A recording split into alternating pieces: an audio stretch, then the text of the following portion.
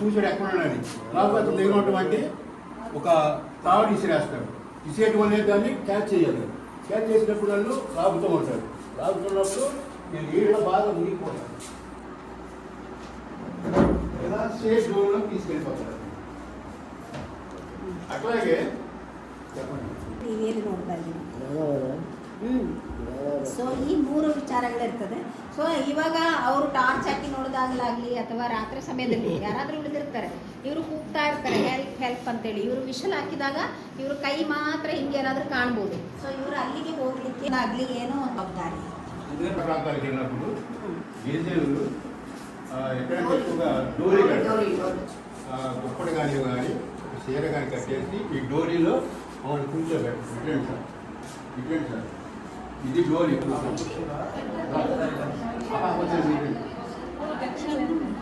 కూర్చోండి చెప్తారు.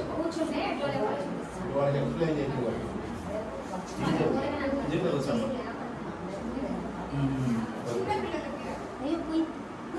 చిన్నపిల్లలు కూడా తీసుకెళ్ళవచ్చు, ఓల్డ్ ఏజ్ పీపుల్స్ కూడా తీసుకెళ్ళచ్చు. అంటే వాళ్ళని ఎలా తీసుకెళ్ళాలి, ఓల్డ్ ఏజ్ పీపుల్ని వికలాంగులు అనేది కొన్ని టిక్స్ ఉంటాయి అన్నమాట. వాళ్ళు ఎలా తీసుకెళ్ళాలి కూడా చెప్తారు. ఇట్లా డోరీ కట్టుకుని ట్రాన్స్పోర్ట్ సరిగ్గా ఉండదు కాబట్టి ఇట్లా తీసుకెళ్ళాలి.